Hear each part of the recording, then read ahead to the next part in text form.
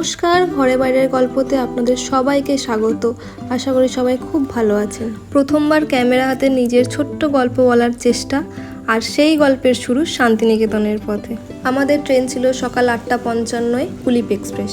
ট্রেনটা ধীরে ধীরে ছাড়তেই প্ল্যাটফর্মটা পিছিয়ে যেতে লাগলো। এই মুহূর্তটাই সবসময় আলাদা লাগে, মনে হয় চেনা জীবনটাকে একটু পিছনে ফেলে নতুন কিছু শুরু হচ্ছে। জানালার বাইরে সকালের আলো আর ধীরে ধীরে শহরটা মিলিয়ে যাচ্ছে। ঠিক তখনই মনে হলো, হ্যাঁ, এবার সত্যিই যাত্রা শুরু। সবাই একটু করে চা নিয়ে এবার বসে পড়েছে, আর এদিকে শহরের কংক্রিট মিলিয়ে গিয়ে জায়গা করে নিল খোলা মাঠ, লাল মাটির পথ আর ছড়িয়ে ছিটিয়ে থাকা গাছ। এরপর এক এক করে সবাই নিজের সানগ্লাস খুলে এনে ওর মুখে পরাতে লাগলো। আর এসব হঠাৎ করে হয়ে যাওয়া মজাগুলোই বেশি মনে থেকে যায়, বলুন।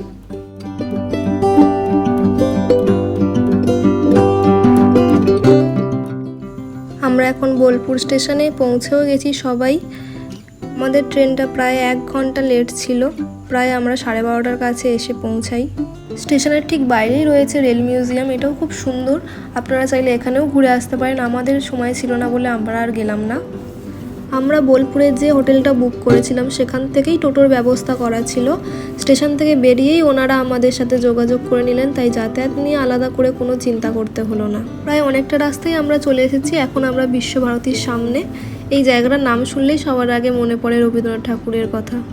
চারপাশে শান্ত পরিবেশ, গাছপালায় ঘেরা রাস্তা, আর পুরো জায়গাটার মধ্যেই না একটা আলাদা সৌন্দর্য আছে। ভাবতেই ভালো লাগে যে একসময় এই জায়গা থেকেই ছড়িয়ে পড়েছিল শিক্ষা আর সংস্কৃতির এক অন্যরকম ভাবনা।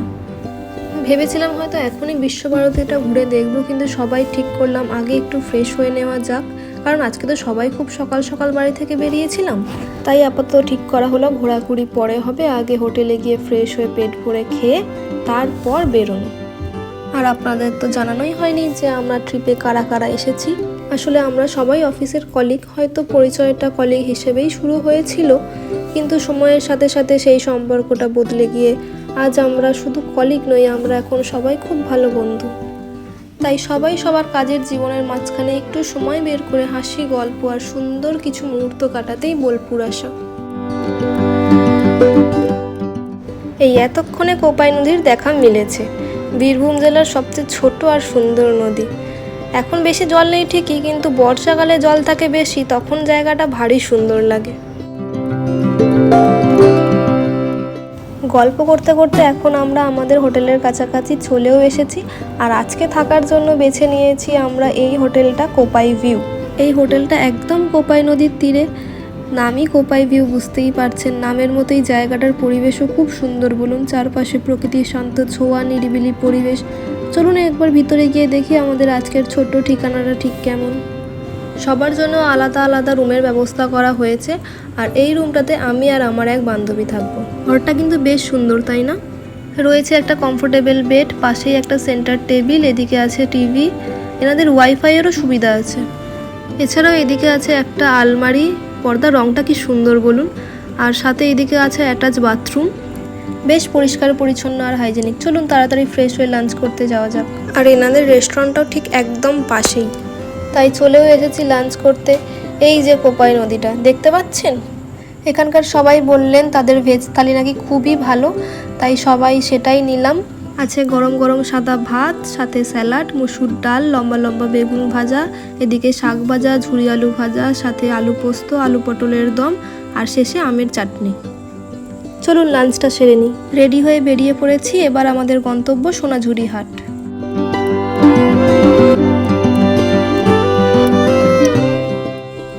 চারপাশে গাছপালায় ঘেরা নিরিবিলি পরিবেশে এরকম সুন্দর সুন্দর জুয়েলারি দেখতে কার না ভালো লাগে বলুন। কি সুন্দর সুন্দর ছোট বড় কত রকমের ক্রিয়েটিভ কাজ। আর দামও যে খুব বেশি তা কিন্তু নয়। এত সুন্দর সুন্দর জিনিস চোখ ফেরানোই যাচ্ছে না। এই দোকানটায় যে কত রকম ডিজাইনের শাড়ি আর কত সুন্দর সুন্দর কালার কম্বিনেশন, দেখলেই মন ভালো হয়ে যায়। এই সাদা শাড়িটা কিন্তু বেশ ভালো লাগছে। পাশেই আবার ছেলেদের সুন্দর সুন্দর পাঞ্জাবির কালেকশন। সিম্পল থেকে ট্র্যাডিশনাল সব ধরনেরই অপশান রয়েছে এখানে। দামও কিন্তু বেশ রিজনেবল।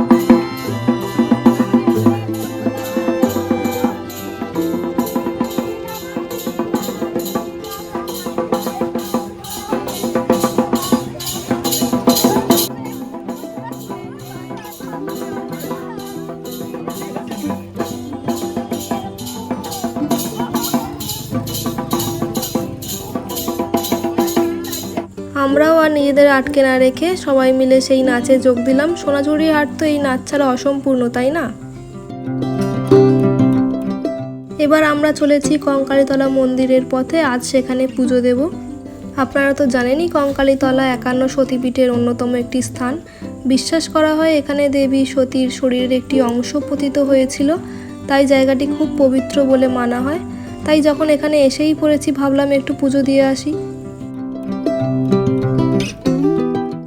পুজোর জন্য ডালাও কিনে নিয়েছি। চলুন এবারে ভিতরে যাই।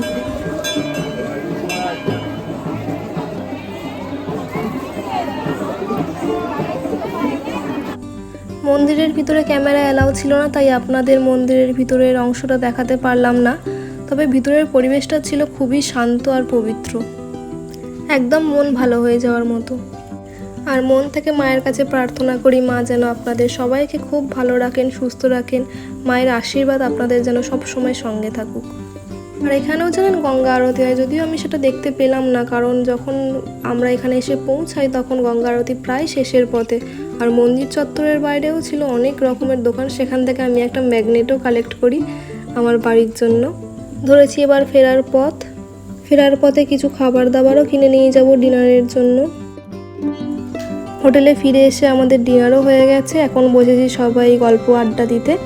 চলুন আপনাদের সাথে আবার কাল সকালে দেখা হবে। এখন বাজে সকাল 8টা। আমি ফ্রেশ হয়ে রুমের বাইরেটায় আসলাম। দাঁড়ান, দরজাটা বন্ধ করে দিই। চারপাশটা একদম শান্ত, সকালের হালকা বাতাস, পাখির ডাক, দিনটার শুরুটাই বেশ সুন্দর লাগছে। কিন্তু এখনো পর্যন্ত কেউ ঘুম থেকে ওঠেনি। আসলে কাল হাসি মজা গল্প করতে করতে বেশ রাতটা অনেক হয়ে গিয়েছিল, তাই সবাই এখনো ডিপ স্লিপে। আমি একাই শান্ত সকালের বিউটিটা এনজয় করছি। এখন আমরা ব্রেকফাস্ট করতে চলে এসেছি। সকালের জলখাবারে আছে গরম গরম লুচি আর সাদা আলুর তরকারি, একদম সিম্পল। এটা খেয়েই সবাই রেডি হয়ে নেব, তারপর বাড়ির উদ্দেশ্যে রওনা দেব। সুন্দর কিছু স্মৃতি আর অনেক হাসি মজা নিয়ে এবার ফেরার পালা। এবার আমরা ফেরার পথে রওনা দিয়েছি। আমাদের ট্রেন দুপুর 1টায়, তাই একটু সময় হাতে নিয়েই বেরিয়ে পড়লাম। ফেরার আগে হোটেলটার কথা আর একবার বলতেই হয়। থাকার ব্যবস্থা সত্যিই খুব ভালো, খাবারও ভীষণ ভালো। হোটেলের ফুল ডিটেলস আমি ভিডিও ডেসক্রিপশন বক্সে দিয়ে রাখছি, আপনারা চাইলে সেখান থেকে সহজেই যোগাযোগ করে নিতে পারেন।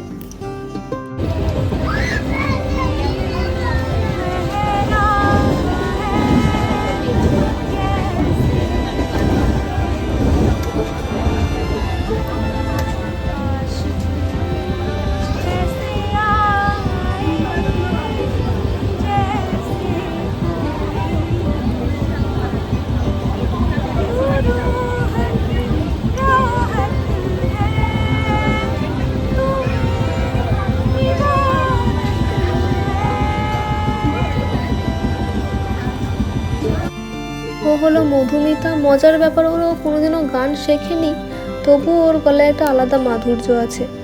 চলুন গান শুনতে শুনতে এখানেই আজকের ব্লগটা শেষ করছি। ভিডিওটা ভালো লাগলে লাইক করে দেবেন। ভালো থাকবেন, সঙ্গে থাকবেন। আবার দেখা হবে খুব তাড়াতাড়ি ঘরে বাইরের নতুন কোনো গল্পতে।